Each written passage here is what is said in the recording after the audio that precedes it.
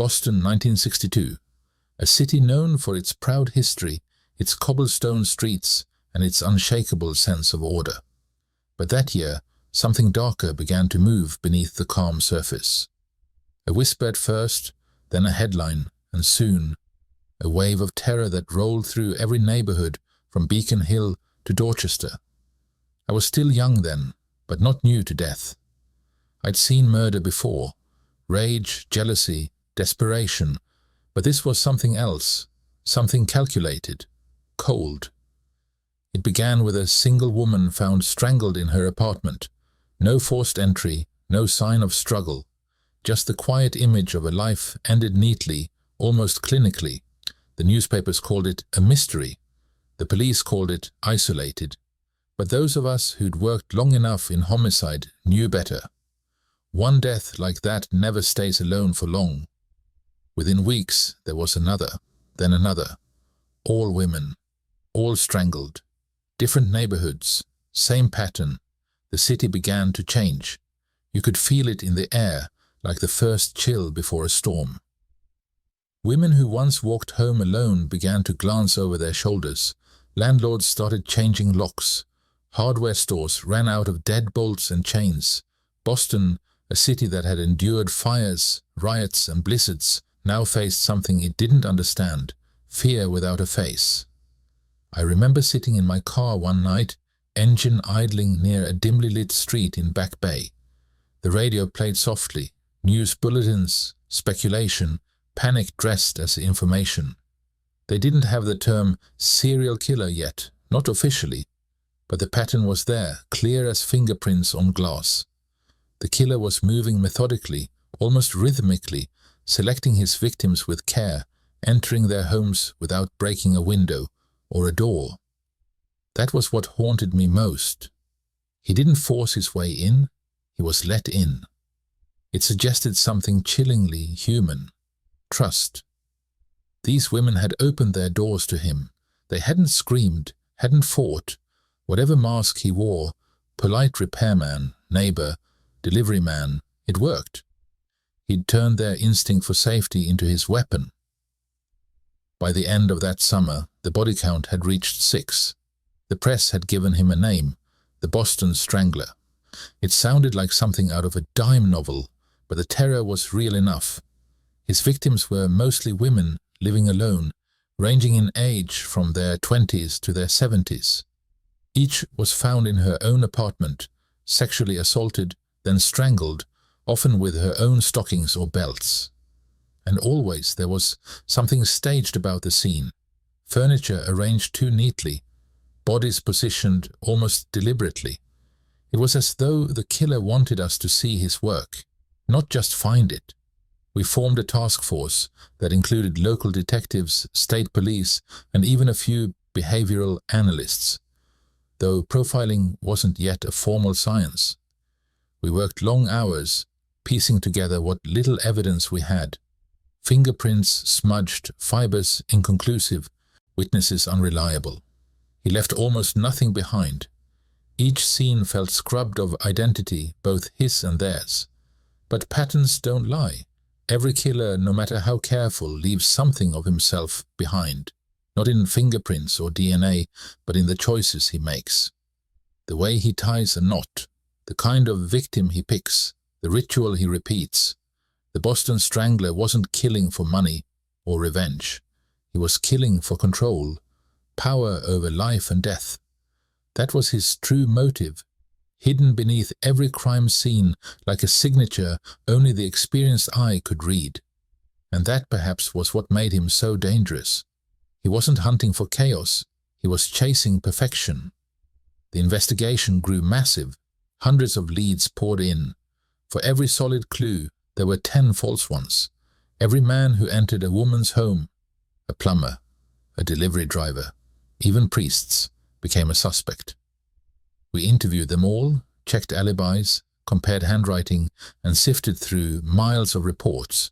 Still he stayed ahead of us, invisible. The city's fear turned inward. People began suspecting their neighbors, their friends, even their family. Boston, the cradle of liberty, had become a cage of suspicion. By the end of 1963, the toll had reached 13 dead, 13 women, 13 families torn apart, and not one arrest. The press began to doubt us, the public began to despise us, and even within the department, faith began to crack. Some detectives believed there wasn't one strangler at all, that the murders were copycats, opportunists feeding on hysteria. Others, like me, felt a darker consistency threading through each death, invisible but undeniable. I'd seen patterns before. I trusted patterns more than people. The truth was, we were chasing a ghost. A man clever enough to adapt, invisible enough to disappear into the crowd. But somewhere out there, he was still walking the same streets we patrolled, blending into the same faces we questioned. And every time I thought we might be closing in, another woman died. Years later, I would come to realize something even more unsettling. Sometimes the greatest danger isn't just the killer who hides, but the system that refuses to see him clearly. But that revelation was still far ahead. Back then, all we knew was fear, and the echo of one name whispered through every alley and apartment corridor in Boston. When you've studied murder as long as I have, you learn that killers, no matter how clever, leave trails that go deeper than evidence. Their minds leave marks. The Boston Strangler was no exception. He left behind more than just lifeless bodies. He left a language, a pattern, and that pattern told a story. At first we thought the victims were chosen at random. There was no clear link among them. Different ages, backgrounds, even ethnicities. One was a young nurse, another a middle-aged homemaker, another an elderly widow. The lack of consistency made him difficult to classify. But there was a consistency, all right. It just wasn't in the victims themselves. It was in the ritual. Every single crime scene had its own small symphony of order. Drawers slightly open, curtains pulled halfway, a chair turned at an exact angle, a mirror wiped clean. The strangulation tools, pantyhose, scarves, belts, were almost always items found within the apartment. Nothing brought in, nothing taken away. He didn't come prepared. He made do with what he found. That told me something important. This man was confident. He trusted himself to adapt. He wasn't improvising, he was performing. And yet, each performance carried the same signature, a mix of cruelty and control that spoke of both intelligence and compulsion. He didn't just want to kill, he wanted to shape the scene, to curate it. I'd seen that before in other psychopaths, this urge to leave behind a kind of calling card.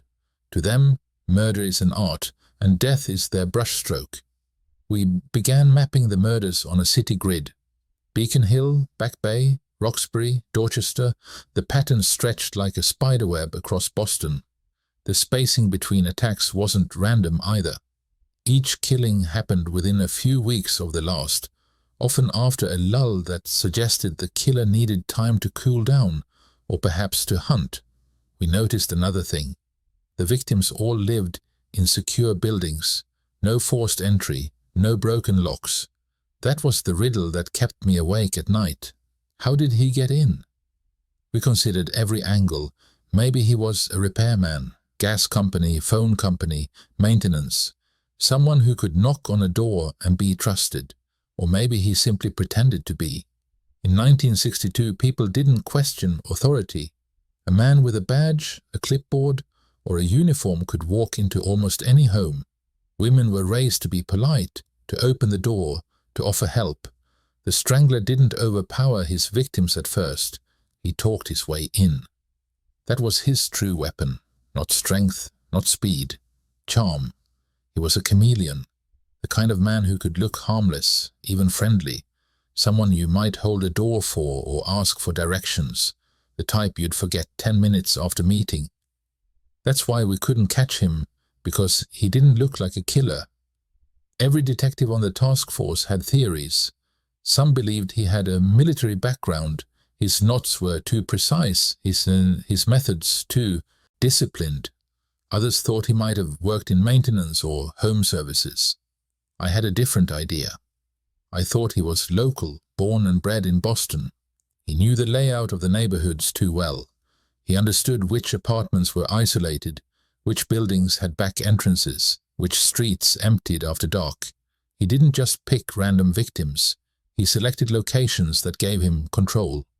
There's something deeply unsettling about realizing your killer isn't a monster in the shadows, but someone who walks the same sidewalks you do, maybe even nods at you in passing. Then came the seventh murder. A young woman named Patricia Bissett. She was pregnant, strangled with her own nylon stockings. The crime scene was almost painfully meticulous. Clothes folded neatly, a pillow placed under her head, lipstick arranged on the dresser. It was as though he was tidying up after himself, making her presentable before he left. That told me more about his psyche than any fingerprint ever could. He needed to maintain the illusion of control even after death. It wasn't enough to take their lives. He had to compose their silence. I began to think of the killer as a man divided, one part meticulous, one part impulsive. He planned his entries, but once inside something snapped.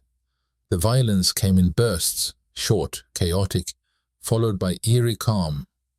It was a rhythm of mania and precision, like a musician who loses himself in his own song. Some experts later said he might have suffered from sexual sadism disorder, deriving arousal from control and humiliation.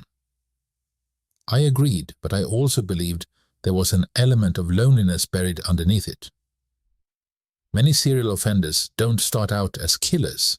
They start out as voyeurs, peeping into windows, stealing underwear, fantasizing about domination. Over time, fantasy isn't enough. They escalate, searching for that perfect moment when they feel powerful, seen, alive. For the Strangler, that moment came only when his victims stopped breathing. By late 1963, fear had hardened into hysteria. Every man in Boston became a suspect in someone's eyes.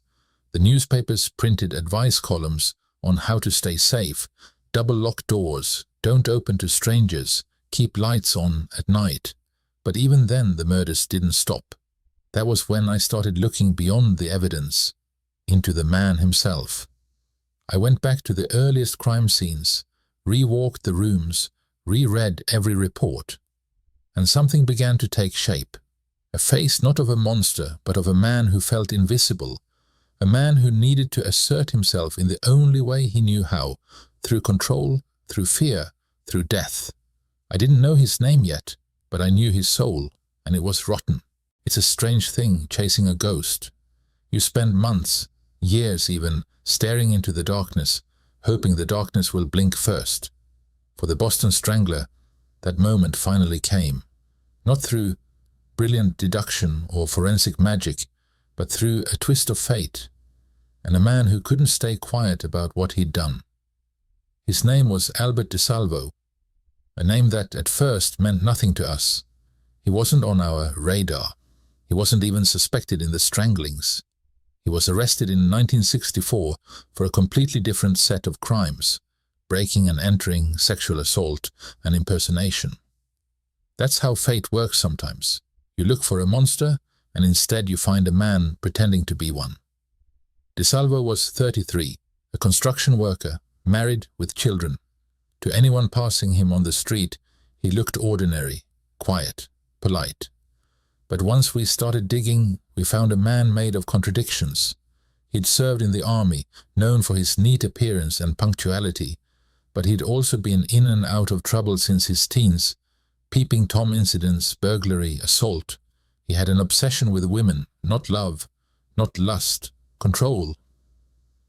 When the police picked him up for a series of green man assaults where he entered women's apartments posing as a maintenance worker, he started talking, not just about those crimes, but about others, bigger ones. He began describing details that sent chills through every man in the room. He said he'd strangled women, many of them. He described the scenes with precision, the positions, the objects, the knots, the silence that followed.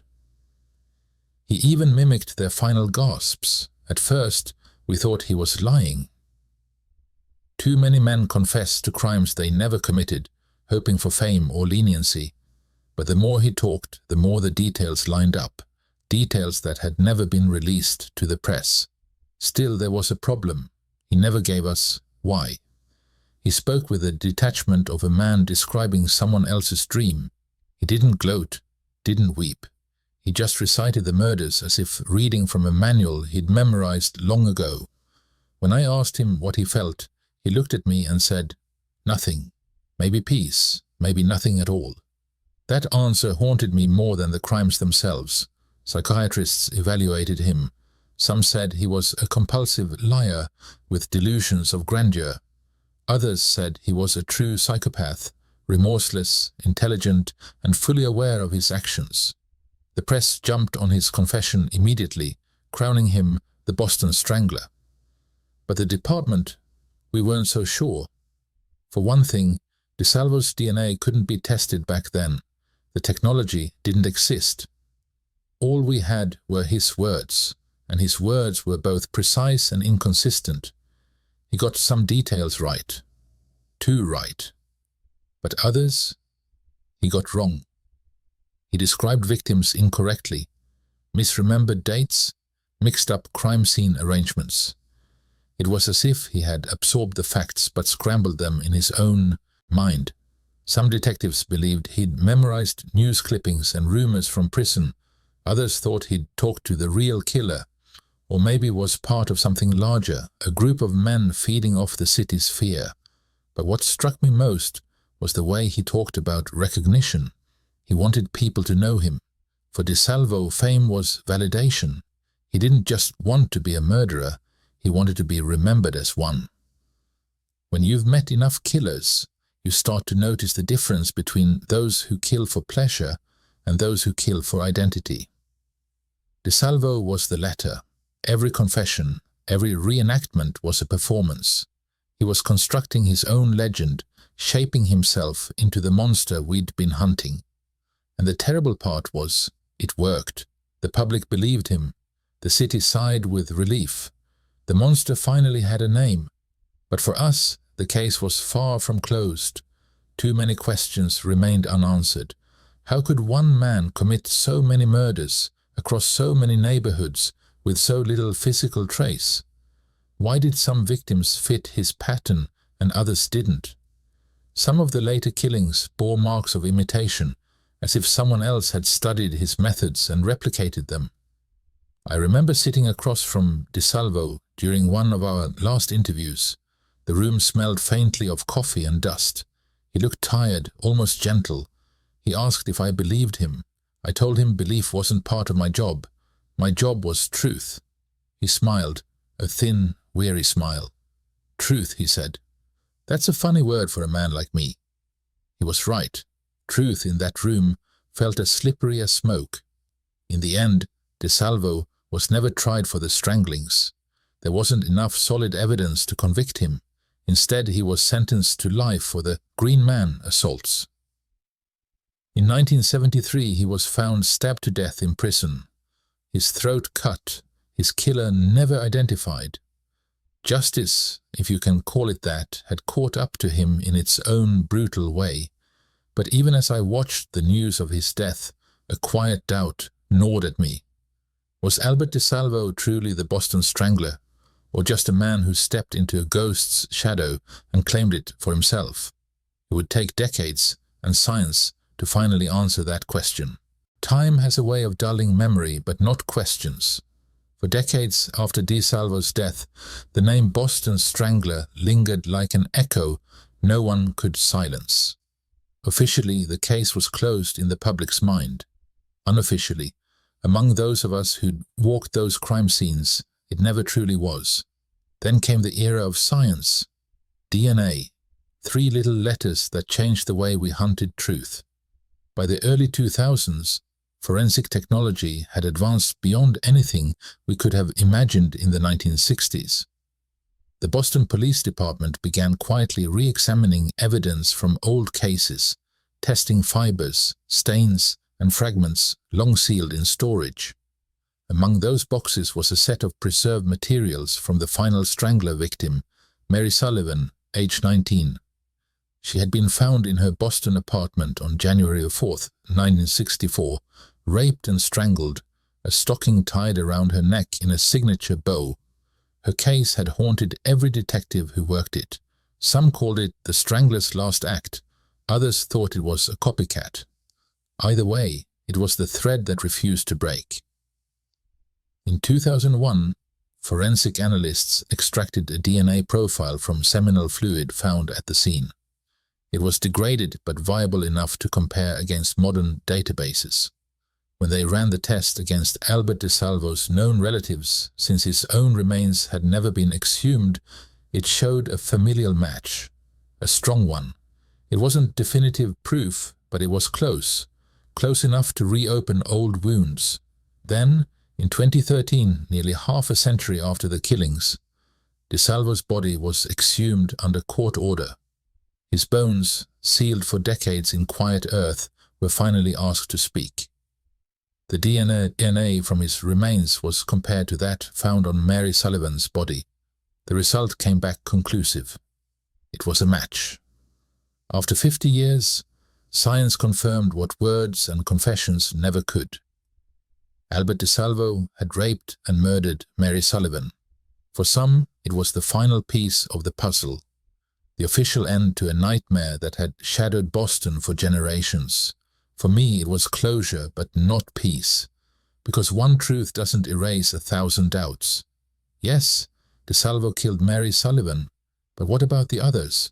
13 women, 13 scenes, and subtle variations in method and temperament that still bothered me. Some victims showed signs of brutal violence, others of tender post-mortem care. Some apartments had staged settings, others didn't. A few were sexually assaulted, a few weren't. That inconsistency had haunted us from the start, and now DNA made it more complicated. If DeSalvo had been the sole Boston Strangler, the genetic trail should have matched across multiple victims. Yet, in the years since, no other crime scene samples have linked definitively to him. Some evidence was lost, some contaminated, and some too old to test. The past, it seems, doesn't always yield its secrets willingly. Still, that 2013 revelation shook me. I was an old man by then, retired, watching the world evolve beyond the smoky precinct rooms and rotary phones of my youth. Forensic science had become what intuition once was, a compass in the dark. But I also learned something humbling. Even science can't fix what time erases. Evidence fades, memories warp, and the line between fact and legend blurs until you can't tell where one ends and the other begins.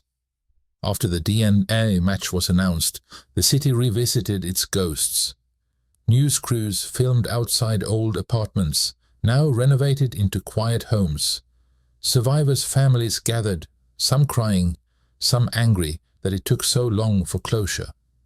Mary Sullivan's relatives, especially her nephew, Casey Sherman, had spent years fighting to clear her name of speculation, and even questioning DeSalvo's guilt before the DNA proved otherwise. Closure didn't come as comfort, it came as exhaustion. That's the cruel trick of murder cases. The dead don't rest, even when we think we've solved their stories. I was asked once, in an interview, what I thought of DeSalvo after all those years. I said he was both truth and illusion, because in many ways, Albert DeSalvo became larger than his crimes. He became a mirror reflecting the fears of an entire generation, our fear of strangers, of vulnerability, of the darkness behind polite smiles. Maybe he wasn't the only killer. Maybe he didn't commit every murder, but he was the face of that terror. And sometimes in the court of history, the face is all that matters. When I think back to those crime scenes, the dim rooms, the quiet beds, the lifeless eyes staring at ceilings, I realize the tragedy was never just the murders. It was how long the city lived under their shadow. Boston eventually moved on. The neighborhoods changed. The fear faded into folklore. But every time I walk through Beacon Hill or Back Bay, I still feel it, the echo of those footsteps in empty hallways, the faint trace of dread that once gripped an entire city. The Strangler may have died decades ago, but what he took from Boston was more than lives. He took its innocence. And though DNA finally gave us an answer, it didn't give us comfort, because every revelation carries its own ghost, and sometimes the truth doesn't set you free. It just reminds you how much you've lost trying to find it. The older I get, the more I understand that solving a case and finding peace are two very different things. You can close a file, lock it in the archives, stamp it solved, and still feel the ghosts breathing down your neck. The Boston Strangler case was one of those. Even after DNA tied Albert DeSalvo to Mary Sullivan, even after the headlines declared the mystery over, something in me refused to rest. I suppose that's the curse of a detective's mind. It doesn't stop working just because the world moves on. When I look back at those years, what strikes me most isn't the horror, but the humanity of it all. The city wasn't just terrified, it was changed. Before the Strangler, people trusted their neighbors. Women opened their doors to servicemen, salesmen, even strangers. After him, every knock at the door carried suspicion. Fear became part of Boston's bloodstream, and fear, I've learned, doesn't vanish, it mutates. I've spent a lifetime studying killers, men who believed power came from taking life. But what I've come to realize is that the true crime, the one that lingers, is what they steal from the living: safety, faith, innocence. That's what the Strangler took from us. Not just the women he murdered, but the simple act of trust between one human being and another. Even today, when I think about Albert DeSalvo, I don't see a monster. I see a broken man in a broken world. He wasn't born evil. He was shaped by neglect, violence, poverty, a product of his time and his choices. His mother was beaten by his father in front of him. He grew up hungry, unloved, unwanted, and somewhere along the line, pain twisted into control, and control became compulsion. That doesn't excuse what he did, but it helps me understand it. You can't fight evil if you don't understand where it comes from. In every investigation, there's a moment when you stop chasing the killer and start chasing yourself, your beliefs, your doubts, your own reflection in the darkness. The Strangler case taught me that truth isn't always clean. It's messy, it's human, and sometimes it's incomplete. I remember standing in the evidence room years after my retirement, staring at the boxes from the 1960s, dusty, frayed, labeled with fading ink. Inside were photographs of victims, autopsy reports, fragments of clothing, artifacts of fear. Each piece once held the power to ruin or redeem lives. Now they were just paper and memory.